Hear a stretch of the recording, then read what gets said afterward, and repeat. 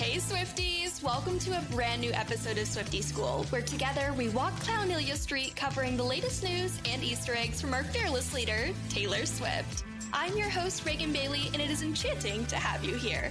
Now that we're out of the woods, let's get into today's episode. It's another great day to be alive at the same time as Taylor Swift. What's going on? How are we doing? How are we feeling? It's December. Happy Swiftmas.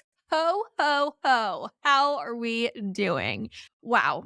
I'm at a loss of words because I feel like our clowning has reached a 5 holes in the fence kind of level. And if you're a new Swiftie, look up the 5 holes in the fence because that is where we are currently living. Clownelia Street, who?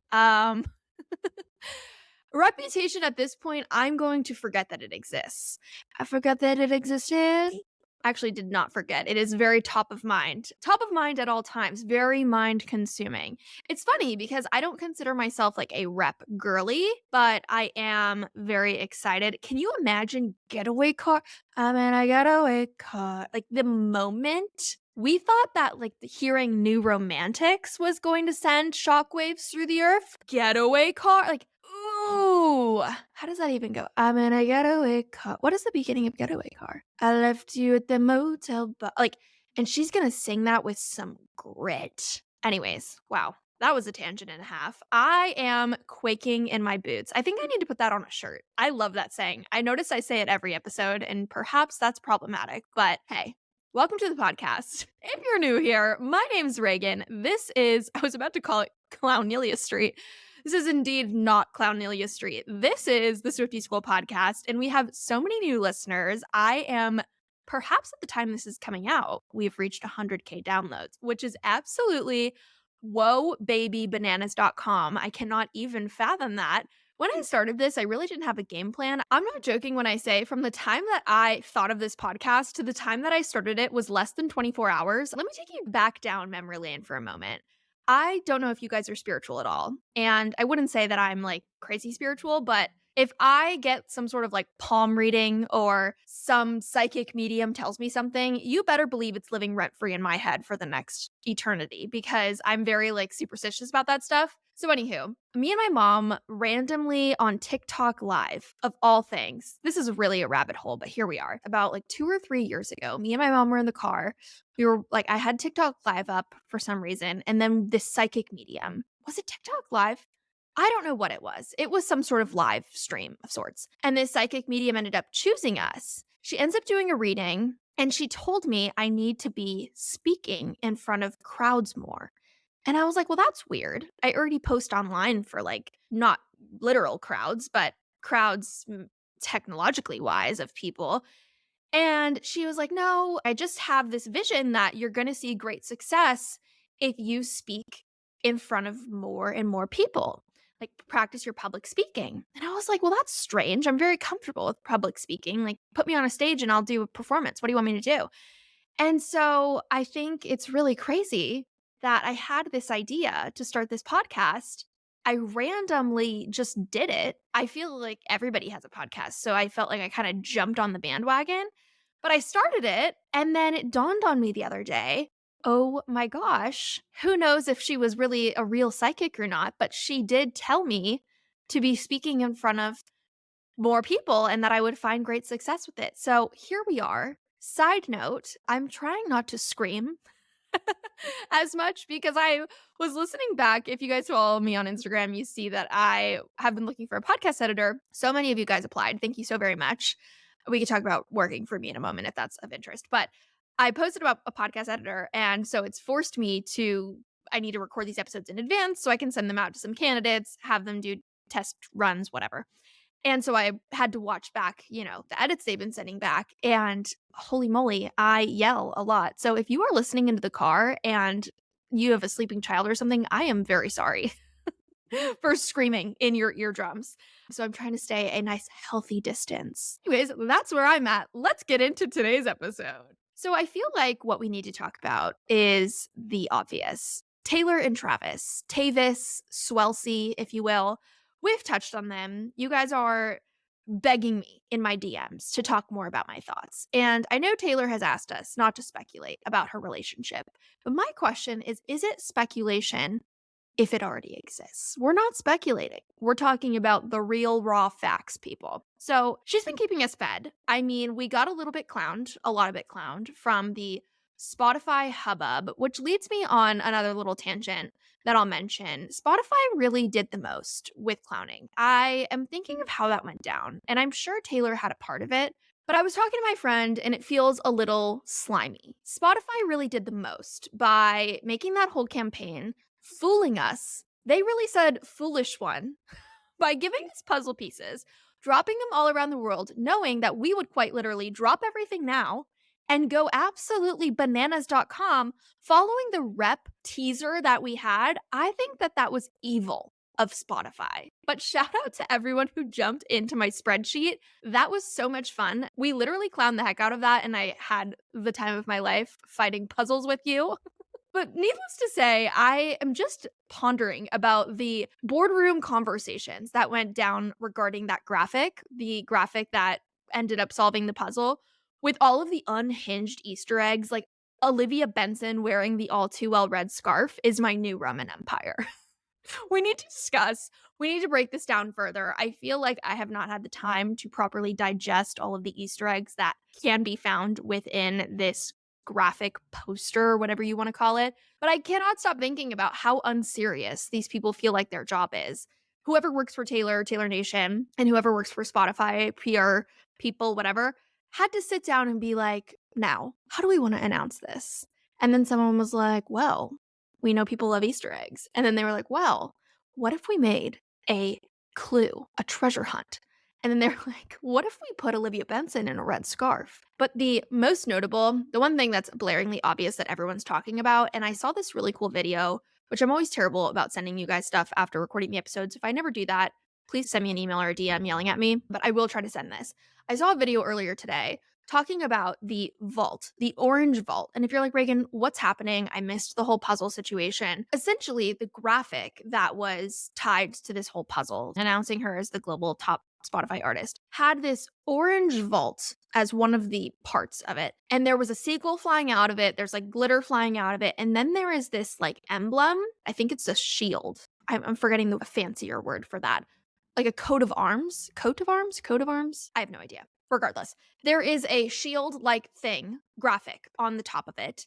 And someone did a video breaking this down. And apparently Taylor has been using this shield/emblem situation for many years, since 2020. I have never heard of this or seen of this, so her video was very interesting and informative. But what she called out, more interestingly or importantly, is that that emblem or shield has shown up on every single vault that we have seen. So what I mean by that is like the blue vault that we went bananas over solving the clues on Google, that vault had this emblem on the top of it. So I am so curious. I mean, this means it's a real vault. Why would she make a fake orange vault? Unless she's literally just dying over our TikTok videos and she's like, haha, karma's not coming, rep's not coming, but here's a funny orange vault. I just don't believe it. I mean, what if I told you none of it was accidental, and the first night that you saw me, I knew I wanted your body. Anyways, I'm very curious to see what comes of that, if we will see orange happening more often. Now, looking ahead, I have a couple things written down for you guys, and by a couple, I mean a lot of things that I want to run through for this episode. And quick note before I keep going is on my Instagram stories, I recently asked you guys if you prefer 2 shorter episodes or 1 longer, juicier one, if you will. Now that I have a podcast editor coming on, it'll be a lot more attainable for me to do longer episodes, like 1 longer one a week or 2 shorter. So I'm very curious if you have any heavy thoughts or opinions on that. Definitely let me know.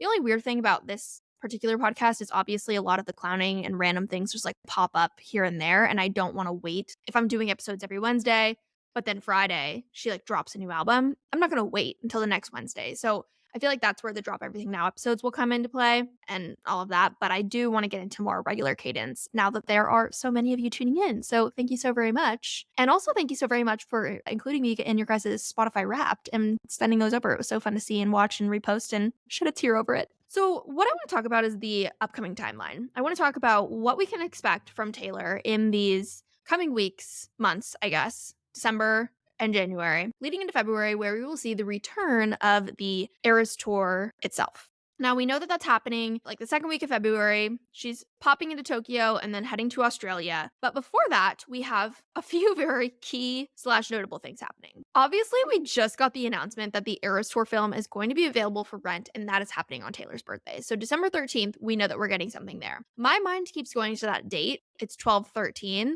So I was like, is something going to happen on the 14th of February? I don't know if she's going to continue that like 12, 13, 14 pattern. It's also her birthday, so she can't choose that. So I guess it might not matter at all. But regardless, we've got that film coming out on the 13th. After that, we're going to have Christmas, probably some sort of Swiftmas sale happening on taylorswift.com for all of the Christmas merch that didn't sell. And then nothing really for January. We're obviously clowning for February following that weird Snow Globe playlist on Spotify. But the two key things I want to talk about is like back to back to back between basically the beginning of February and when her show starts. We've got February 4th, which is the Grammys. And I am clowning that if we are correct about this February 16th date that follows the pattern that we've been following, that perhaps Taylor could announce something on February 4th at the Grammys. We know that she's no stranger to announcing things at award shows. We obviously got Midnights at an award show.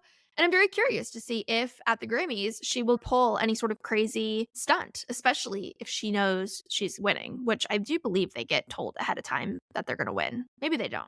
I think they get told if they're not going to be there. And I'm pretty sure she's going to be there. So maybe I'm wrong. But aside from that, we've also got the Super Bowl happening. And I don't know much about football, obviously. You guys know that I am a resident NFL girly thanks to our mother herself. But we've got the Super Bowl happening on February 11th. And from reliable sources online, the football boys mention that there's a heavy chance that Travis could go to the Super Bowl because the Kansas City Chiefs are that good. So that would be very, very, very interesting. And I'm not quite sure. I need to pull back up the dates to see. I don't think the Super Bowl overlaps with Tokyo. Tokyo starts later that week. I believe Super Bowl is that Sunday and Tokyo starts that Friday. So if he does make it to the Super Bowl, there is a high probability that she could attend to watch her man take home a ring. Wouldn't that be so fun? And then he could just jaunt over to Tokyo with her. Like, God, I would kill to have this sort of relationship. So much fun. Love that for them. But I am curious to see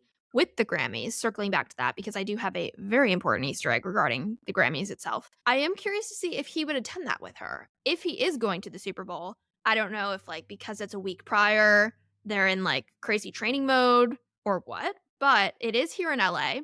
It's at the crypto.com arena, which is formerly the Staples Center. And I guess it depends where the Super Bowl is happening and all of that jazz. I do not know where the Super Bowl is happening, actually, but I'm curious to see if he would attend with her. We know Joe literally is the worst and did not like making appearances, did not like being in the public eye. And we know, thanks to Donna Kelsey, Travis's mom, that Travis does, in fact, like the attention. And I'm all here for it. So I think that would be an iconic debut, red carpet debut, if you will. And I'm just predicting the fashion disaster that could be Travis not matching Taylor's vibe. I don't know. I could see it going one of two ways. He obviously has a very, very distinct sense of style. And if you haven't seen his style, it is distinct, to say the least. I am all for it. Dopamine dresser reporting for duty here. I am a big fan. I love the colors. I love the patterns. I love the vibes. And I like that he just gives off like a I don't give an F kind of attitude when it comes to his fashion. And I think more men should be more daring with their fashion because let's be real, men's fashion is lackluster, to say the least. But I can just see Taylor in the most perfectly styled,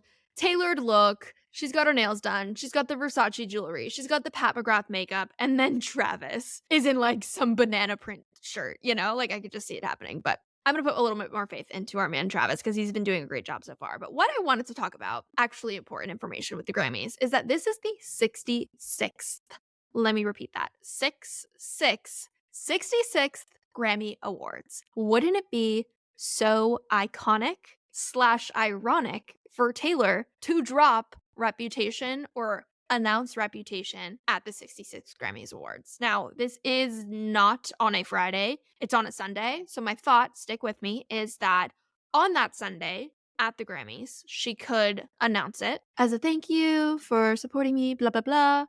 I have an announcement, Reputation out Friday. And then next Friday, I guess, because it's the 4th. And then in Tokyo boom, drops Reputation, comes out with all new outfits. Please, for the love of God, I am praying for new outfits.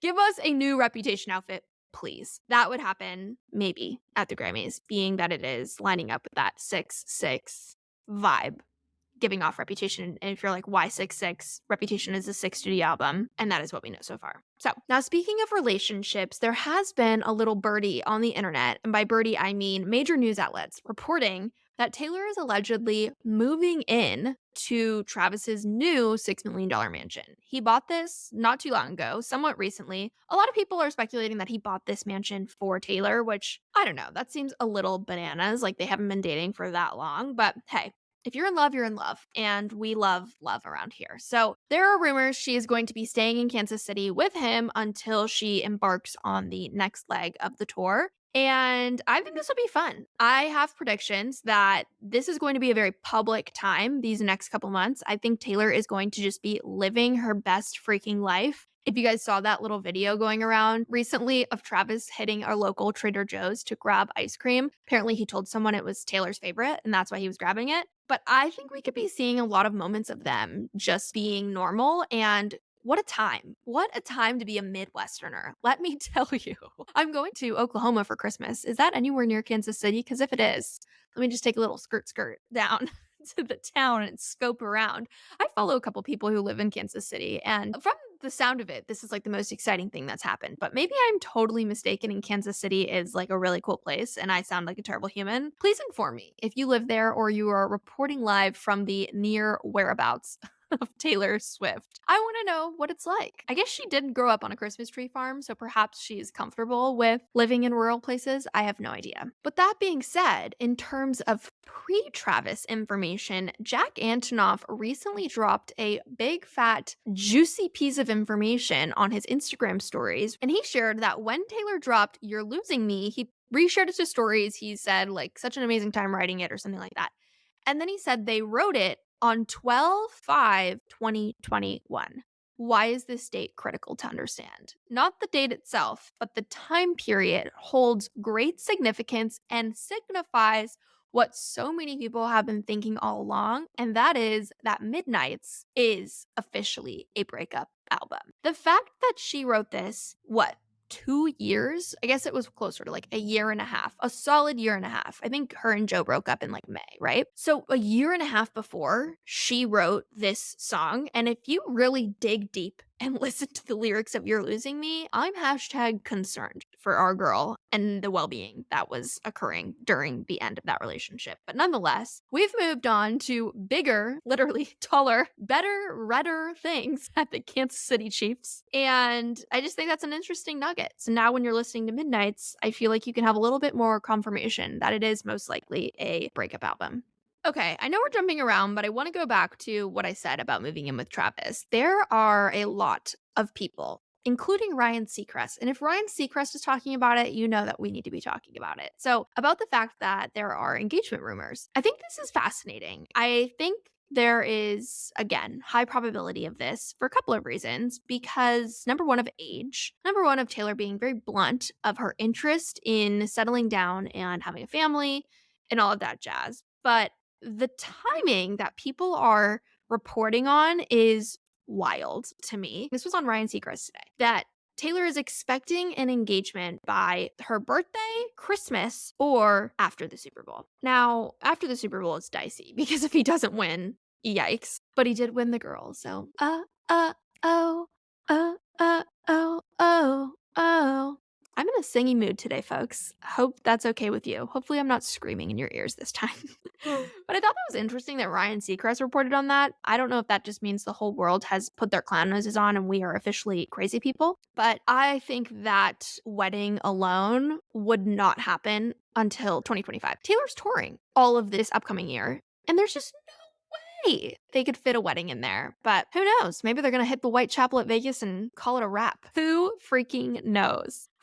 Anyways, I am just having the time of my life, you guys, with this podcast. I am really curious to know what you want more of. I had a lot of fun on the last episode, just kind of like answering your questions. And I would love for you guys to get to know me a little more. I'd love to get to know you guys a little more. A couple of you guys had asked if I would consider doing any meetups or anything. So I might do a poll. I do have New York Fashion Week coming up in February, and I am in New York for a pretty considerable amount of time then. And I'd love to know if there are a lot of you in New York or the tri state area, if that would be of interest to do some sort of meetup, and perhaps I could get a brand involved and sponsor a dinner or a meetup of sorts. I have no idea, but I think that that could be really fun. Very chaotic time for me with Fashion Week, but I know New York is a great hub. Obviously, I could explore doing it in LA as well, but I figured if I'm there, maybe I gotta extend my trip and make a little thing out of it. So send me a message if that's of interest to you, or if you have any suggestions for me as I bring on an editor and start to really zhuzh up the podcast, if you will, since I've been kind of bootstrapping it all of this time. But yeah, I have had so much fun today clowning with you. Hopefully, you were able to stick with me. I had a bag of flaming hot Fritos before this, which is why I think I'm a little bit zengier than usual. I'm headed to a really fun Christmas bar tonight with Matt, and I'm just ready to get my ho ho ho and holly jolly on because I love the holidays and I love all of you, and it's going to be a very Merry Swiftmas. Thanks so much for tuning in. My name's Reagan, and I'll be your host from here, there, and evermore. Thanks for tuning in, and I will see you on the next one. Bye.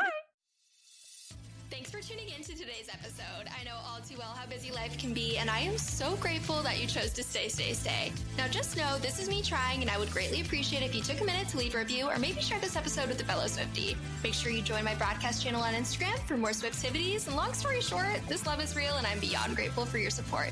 See you next time.